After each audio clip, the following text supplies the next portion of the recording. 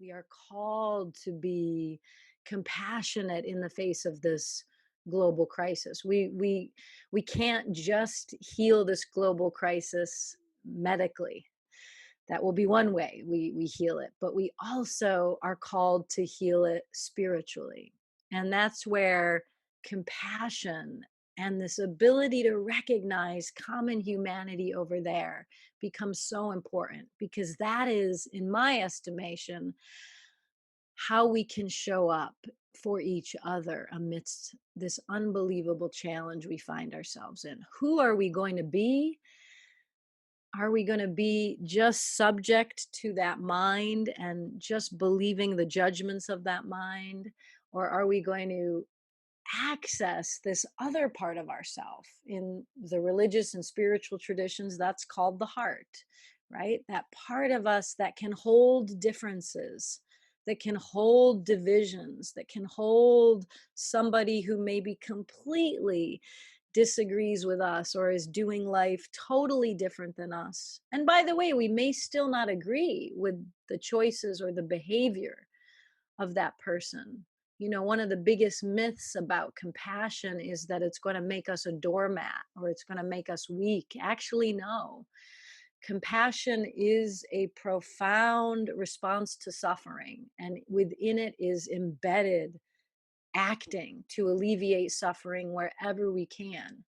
It's just the road to that alleviation of suffering is a road that's paved with recognizing the human being over there, first and foremost. So we may and are still called to advocate for our positions, to stand up for what we believe in, but we do that from a place of recognition, from a place of compassion versus condemnation.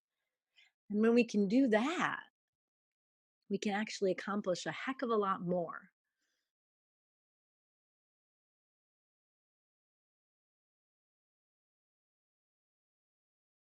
And then once you have that person, just go ahead and close your eyes for a moment. Take a couple deeper breaths.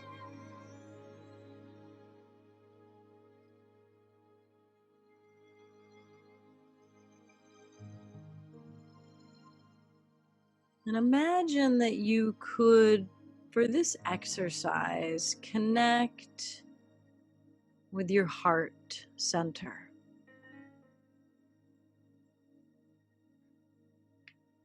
That's the part of you where compassion already exists.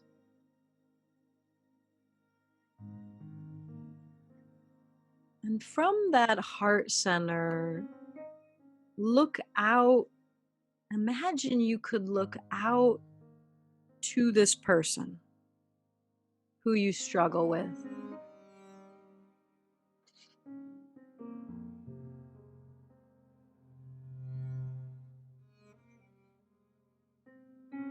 And begin for a moment, begin to consider that this person, whoever they may be,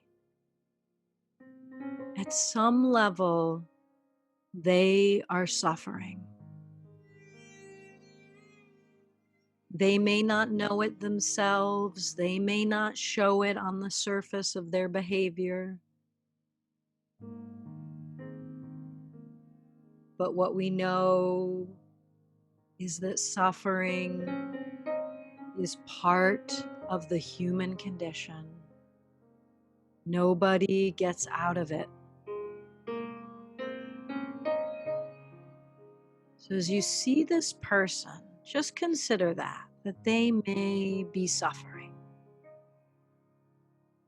And that on top of that suffering is, imagine for yourself, on top of that suffering is some way they behave, some kind of persona that they live in, almost like a costume, some way of being they've learned or developed over their entire lifetime to deal with that suffering.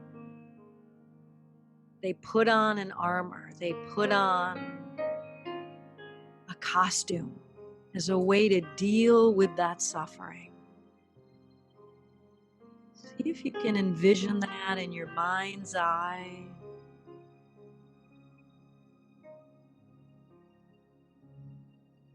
And for the purpose of this exercise, imagine for a moment that that armor,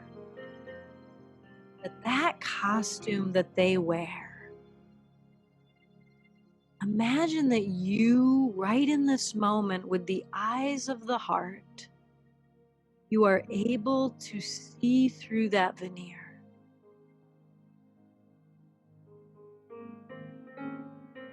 You are able to see through that armor into the human being that lives at the core.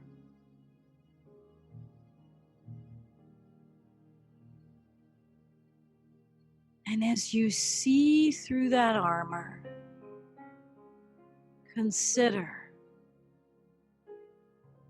that just like you, this person has experienced pain.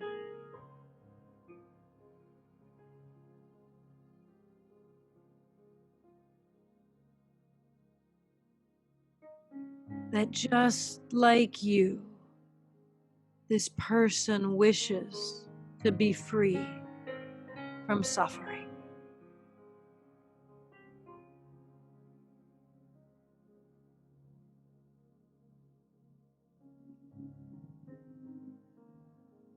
That just like you, this person wants to be safe and healthy.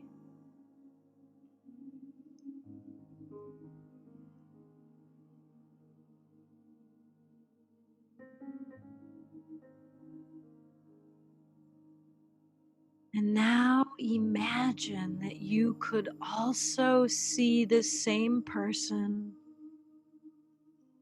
as a young child. Inside this adult body lives a little child.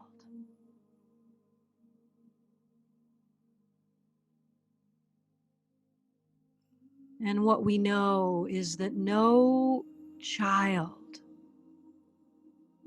comes into this planet intentionally wanting to cause harm. That is something they learned. No child comes onto this planet intentionally wanting to hurt, to spread hatred, violence. That is something they learned. For a few moments, as you envision this person as a small child, allow yourself to see or feel or maybe even sense that they, just like you, had moments of feeling utterly alone.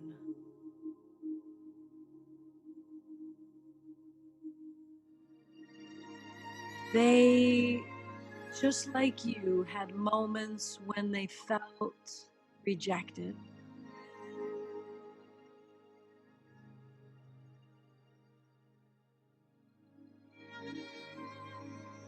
Just like you, they had moments of feeling afraid.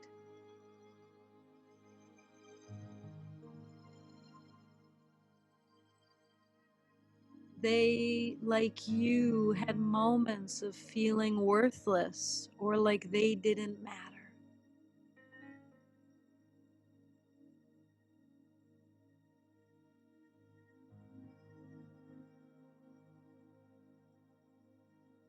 Just like you, they had moments of having their heart broken.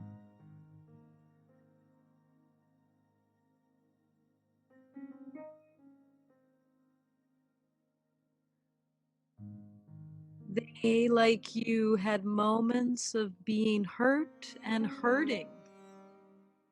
those they loved.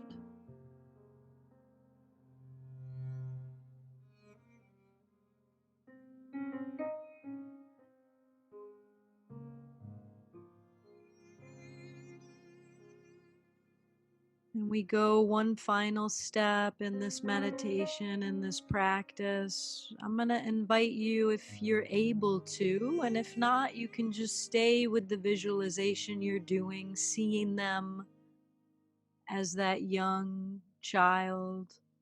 If you want, you can add in this final step where on the inhale, you're invited to be willing to acknowledge, recognize the suffering in that person.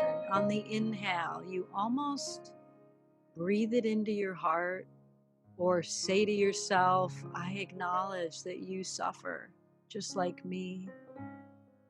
On the exhale, you send back to this person the wish, may you be free from suffering.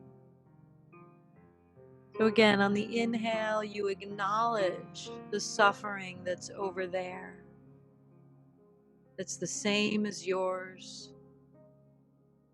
And on the exhale, send them the breath of loving kindness. May you be free from suffering. So we'll just do that for 1 minute together. You can breathe in your own time, breathing in, opening to the suffering over there.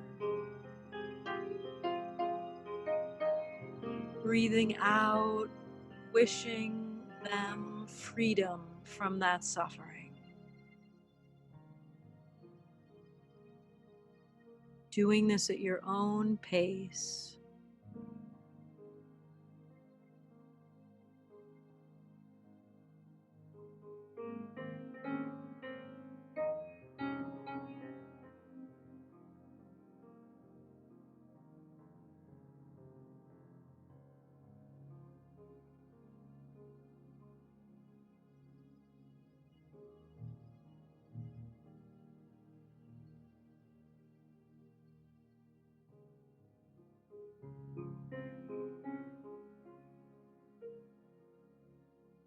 Inhaling, turning towards, recognizing that suffering in them.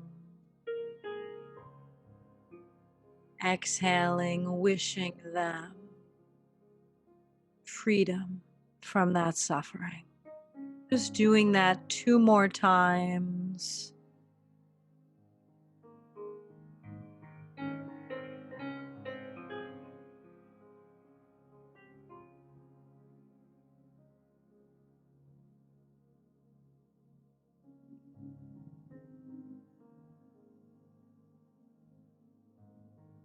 And one last time, breathing in, acknowledging this human quality of suffering.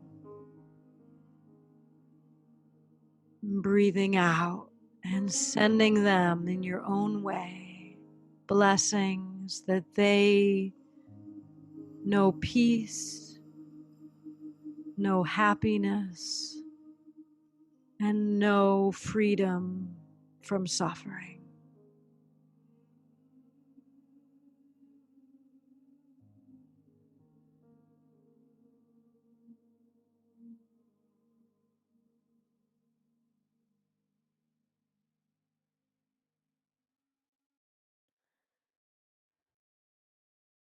Taking a moment now just to gently bring yourself back.